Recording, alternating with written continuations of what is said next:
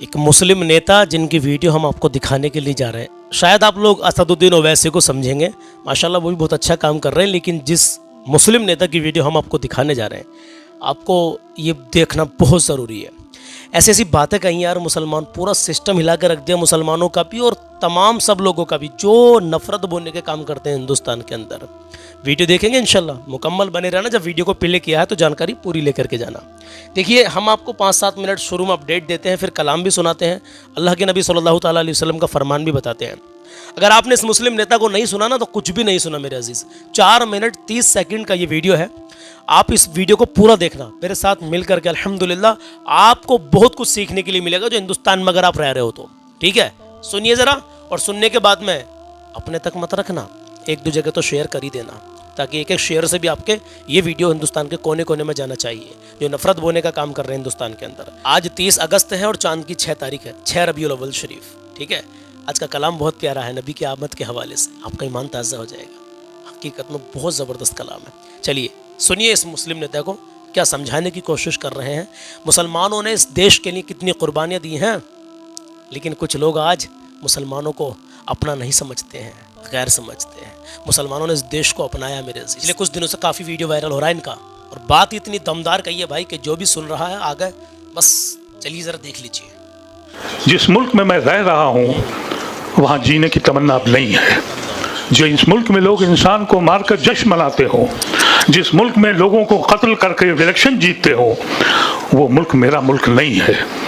लेकिन आज जब मैं अपने भाइयों को से सुना, मैंने अपने सिख भाइयों से सुना, तो मुझे ये लगा कि शायद ये फैसला बहुत ज़रूरी था कि हमको इस वक्त सोचना पड़ेगा। अभी हमारे एक दोस्त ने कहा कि हमको मिनार्टी के साथ जोड़ना चाहिए। मुझे वो लम्हा भी याद है जिस वक्त पार्लियामेंट में बहस हो रही थी 1984 के दंगों की। हुआ ये कि 84 में आपके घर जलाए गए, कत्लेआम हुआ, हम दूर से देखते रहे। हमने गुजरात में अपनी कौम को मरते देखा, आपको दूर से देखते रहे। हमने फिक्र नहीं करी कि इंसान को मार रहा है। मेरा दीन और आपका दीन क्या कह रहा है, हमने उस पर अमल ही नहीं किया। हमने कभी सोचा ही नहीं कि हमारा दीन क्या कह रहा है। लेकिन ये यकीन बात है, आज मुझे इतनी मसरत हुई कि इसी प्लेटफॉर्म से सिख भाई और बहनों ने कहा कि जो फ़िलिस्तीन में हो रहा है वो हमसे देखा नहीं जा रहा है, जो गाज़ा में हो रहा है हमसे देखा नहीं जा रहा है। और गांधी के इस मुल्क में हमारे मुल्क का प्राइम मिनिस्टर नेतन्याहू की तारीफ़ें करता है, एक लफ्ज़ उसके मुंह से निकलता नहीं है। जब दुनिया ऐसी बन जाए तो हमको अपने गुरु, अपने अल्लाह, अपने दीन के पास जाना पड़ेगा। हमें ये सोचना पड़ेगा कि हम वहशियों के दिल में ज़िंदगी गुजारेंगे। हम वहशियों के मुल्क में आ गए हैं। बदनसीबी ये है कि एक मखसूस कौम को आप रोज़ लिंच करें, उसके घरों पे बुलडोज़र चलाएं और फिर इसी बात पे इलेक्शन जीत लें। ऐसा नहीं है कि सब उस ख्याल के हैं, लेकिन ये चुप्पी साधी है उन लोगों ने कि हमारा घर तो अभी नहीं बुलडोज़ हुआ, मेरा बच्चा तो लिंच नहीं हुआ, लेकिन जब मेरे घर पे आएगा तो देखूंगा। वो वक्त अब नहीं है, क्योंकि हुआ ये है हमने उतनी ही कुर्बानियाँ दी जैसे आप लोगों ने बयान किया। हमारी तारीख भरी हुई है।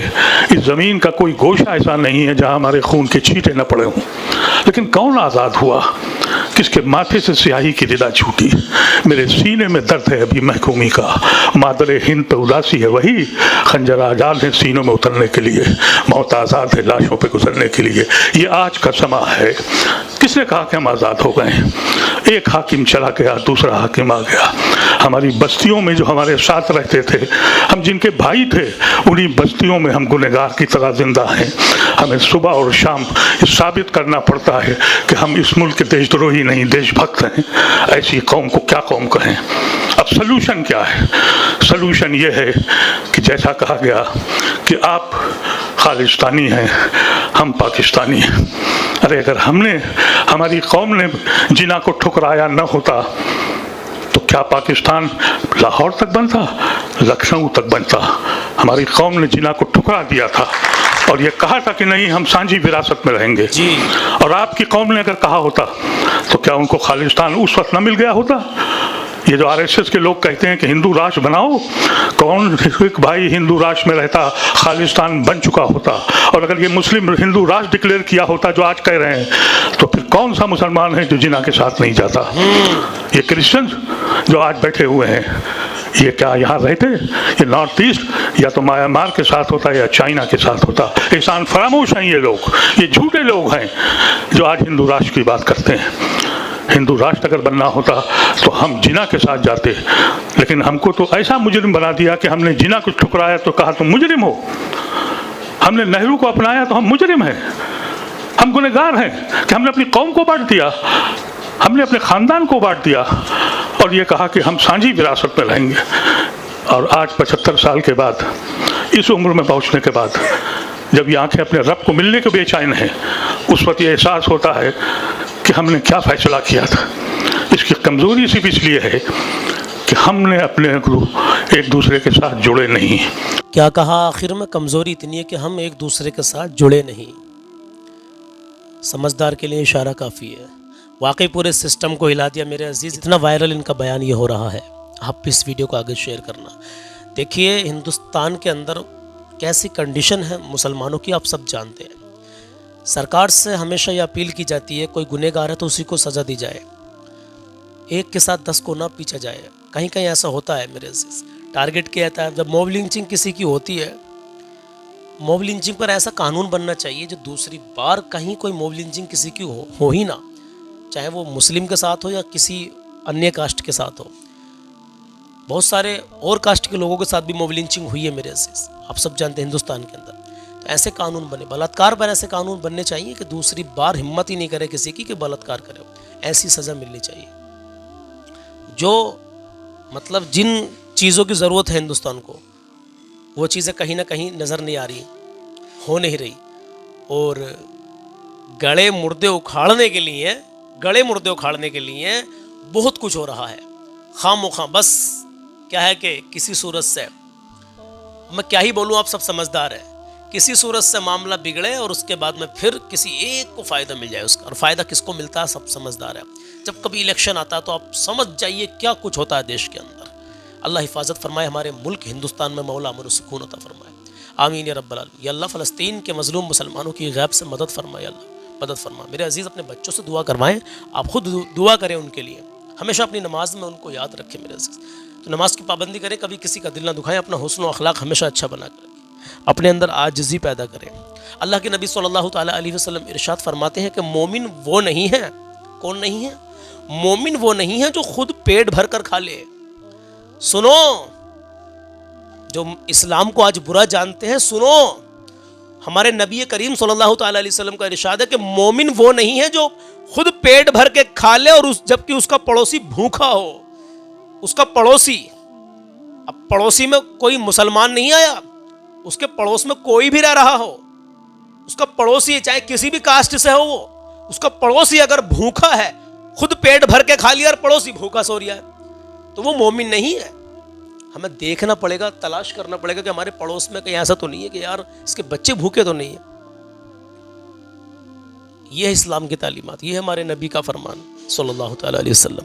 मेरे अजीज़, मैंने आपको ये जो वीडियो दिखाया है ना, इनकी एक एक बात दिल में चुभती हुई गई है भाई।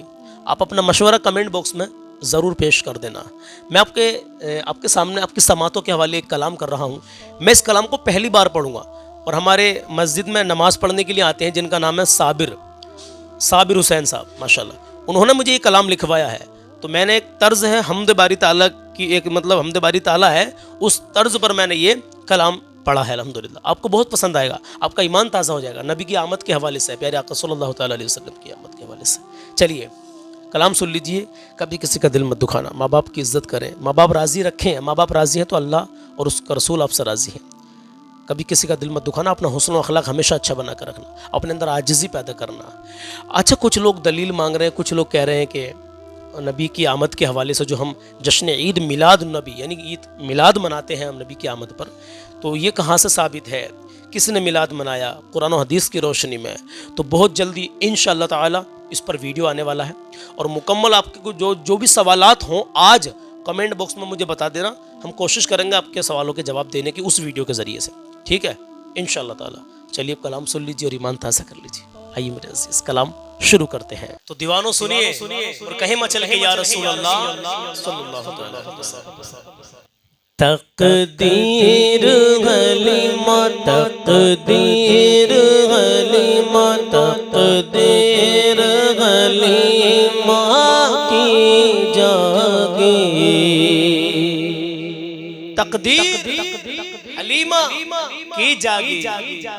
तकदीर हलीमा की जागी।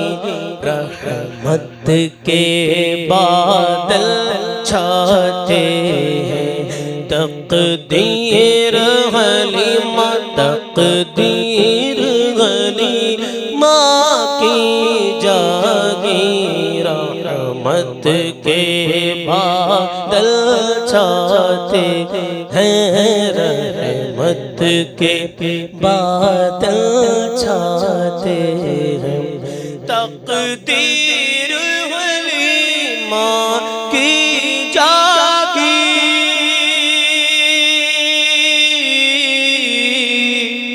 तकदीर हलीमा की जागी। रहमत के बादल छाते हैं। घर जगमग जगमग घर जगमग जगमग होता है। घर जगमग जगमग घर जगमग जगमग होता है। तशरीफ मोहम्मद लाते हैं। तशरीफ मोहम्मद लाते हैं। वो बद्र दुजा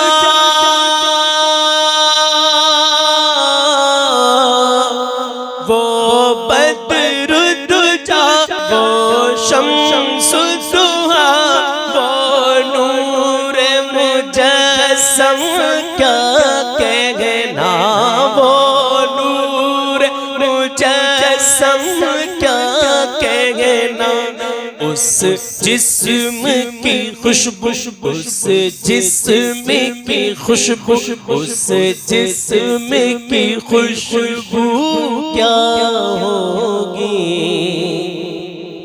उस जिस्म की खुशबू क्या होगी। उस जिस्म की खुशबू क्या होगी। जिब्रील जिसे नहलाते हैं। उस जिस्म की खुशबू क्या होगी। जिब्रील जिन्हें नहलाते हैं। उस जिस्म की खुशबू क्या होगी। जिब्रील जिसे नहलाते हैं। दीवानों सुनिएगा और कहे मचल के या रसूल अल्लाह। और अभी उम्रे का ऑफर चल रहा है।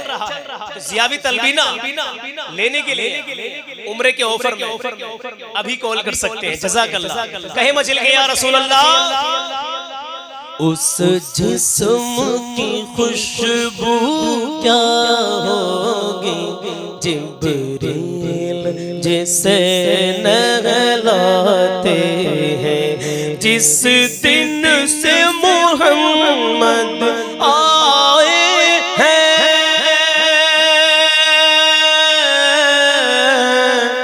जिस दिन से मोहम्मद आए का दरिया जारी है। जिस दिन से मोहम्मद आ गए एक फैज का दरिया जारी है। अब्दुल्लाह तुम्हारी चौखट पर। अब्दुल्लाह तुम्हारी पर अब्दुल्ला तुम्हारी चौखट पर मंगते भी वली कहलाते हैं। अब्दुल्ला तुम्हारी चौखट पर मंगते भी वली कहलाते हैं। अब्दुल्ला तुम्हारी चौखट पर मंगते भी वली कहलाते हैं। घर जगमग जगमग घर जगमग जगमग होता है।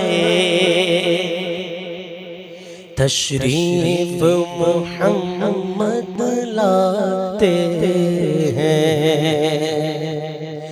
और पूछेगा खुदा उम्मत किसकी।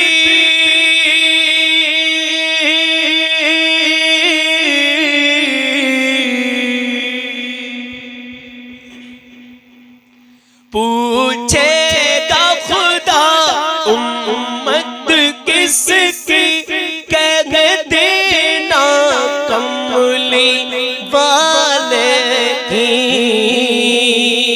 पूछेगा खुदा उम्मत किसकी, कह देना कमली वाले की। कह देना कमली वाले की। जब पूछे के कौन बचाएगा, के पूछेगा खुदा उम्मत किसकी, कह देना कमली वाले की। जब पूछे के कौन बचाएगा, जब पूछे के कौन बचाएगा, कह देना मोहम्मद आते हैं। जब पूछेगा कौन बचाएगा, जब पूछे के कौन बचाएगा, कह देना मोहम्मद आते हैं। घर जगमग जगमग घर जगमग जगमग घर जगमग जगमग होता है। तशरीफ मोहम्मद लाते हैं। अब आखिरी शेर सुनिए और कहे मचल के या रसूल अल्लाह, आशिक हूँ मैं कमली वाले का।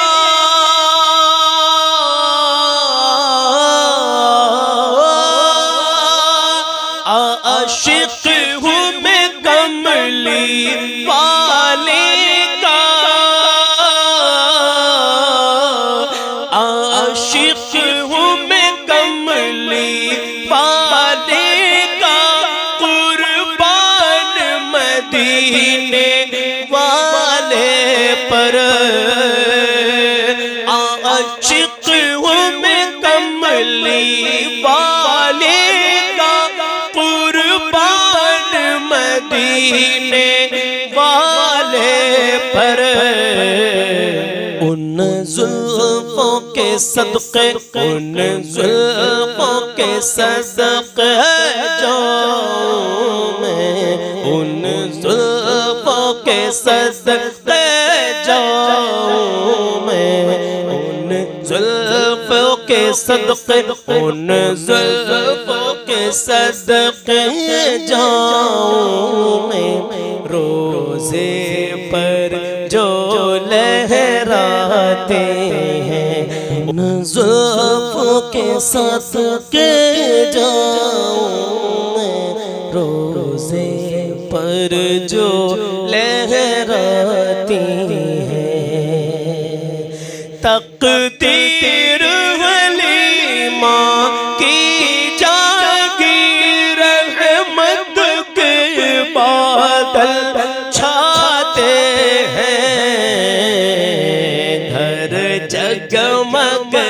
जगमग घर, जगमग जगमग घर, जगमग जगमग होता है, घर जगमग जगमग होता है। तशरीफ मोहम्मद लाते हैं, तशरीफ मोहम्मद लाते हैं।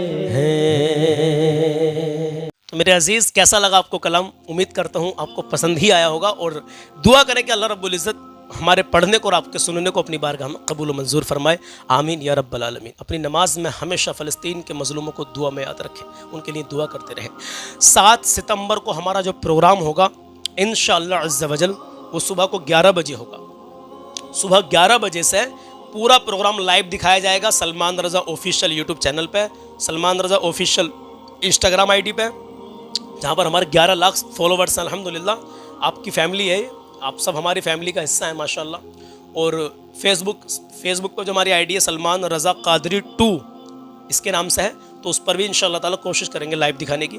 तो बहुत शुक्रिया। अल्लाह शादोबाद रखे आपको, अल्लाह सलामत रखे, अल्लाह नज़र बद से महफूज फरमाए, अल्लाह आपके नेक जायज़ कारोबार में खूब खूब बरकतें अता फरमाए, अल्लाह आपको हर आने वाली परेशानी से महफूज रखे, अल्लाह आपकी नेक जायज़ तमन्नाओं को पूरा कर दे। आमीन या रब्बल आलमीन। अपने माँ बाप की दुआएँ लेते रहो मेरे अजीज़। अगर इस दुनिया से जा चुके हैं तो मैं दुआ करता हूँ अल्लाह उनकी बेहिसाब मग़फ़िरत फरमाए, उनकी कब्र पर जाएँ और वहाँ जाकर भी आप उनसे फरियाद कर सकते हैं।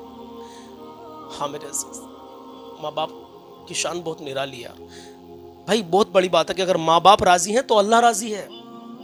मेरी औकात नहीं है, आका करीम सल्लल्लाहु तआला अलैहि वसल्लम की हदीस पाक है, अगर आपके बाप आपसे राज़ी है, आपके माँ बाप राज़ी हैं तो अल्लाह आपसे राज़ी है मेरे अजीज़। दुआ करें अल्लाह हमारे वालिदैन को सेहत व सलामती वाली लंबी ज़िंदगी अता फरमाए। आमीन या अल्लाह। हमारे वालिदैन का साया हमारे सरों पर तादेर कायम और दायम अता फरमाए। आमीन या रब्बल आलमीन। तो ज़ियाबी तलबीना अगर अभी तक नहीं लिया है, उम्रे का ऑफ़र 7 सितंबर 2025 को ख़त्म हो जाएगा, उसके बाद में फिर ऑफ़र नहीं मिलेगा। फिर कोई दूसरा ऑफ़र आएगा तो बताएंगे, लेकिन फ़िलहाल जो उम्रे वाला ऑफ़र है, जो 2000 लोगों में से 2 लोगों को, या आप सब में से जितनों ने पर्ची बनवाई हैं, आप सब में से 2 लोगों को उम्रा फ्री में मिलेगा बिल्कुल, क्योंकि पर्ची हमने बना ली है अल्हम्दुलिल्लाह। वो सब आपको दिखाया जाएगा जब लाइव चलेगा। तो अब नन्हे मुन्ने बच्चों से 2 पर्ची उसमें छुड़वाई जाएंगी। अब भाई वो किस्मत है, अल्लाह बेहतर जाने के। वो आप सब में से इतने सारे लोगों में से 2 लोग कौन खुश नसीब है, वो अल्लाह ही बेहतर जाने बस। ठीक है, ये तो हम अपनी कंपनी की तरफ से करवा रहे हैं उम्रा। आपने तो भाई पैसा दिया और आपके पास माल पहुंच गया, ठीक है, आप तो बरी हो गए। लेकिन हमारी जिम्मेदारी है कि जिसने भी 4 पैकेट खरीदे हैं, या जो 7 सितंबर से पहले 4 पैकेट खरीद लेगा, हम उसकी पर्ची बना रहे हैं, बना दी जा रही है। ठीक है, डिलीवरी चार्ज बिल्कुल फ्री है। 2 नंबर स्क्रीन पर दिए हैं, कॉल कर लें और अभी 7 सितंबर से पहले अपना ज़ियाबी तलबीना बुक करा लें 4 पैकेट में, ताकि आपके नाम की पर्ची बन जाए। और 7 सितंबर को आपको मुकम्मल सुबह 11 बजे मैंने ऐलान कर दिया है। तो अभी ये सुबह 11 बजे प्रोग्राम रखा जाएगा, और ये प्रोग्राम हमारे इलाके के जो लोग हमें देखते हैं, अगर वो आना चाहते हैं तो प्रोग्राम में वो आ भी सकते हैं। वो हम बता देंगे किस जगह रखा जाएगा। ठीक है, इंशाअल्लाह ताला। दुआओं में याद रखें, अपना ख्याल रखें। अल्लाह हाफिज़।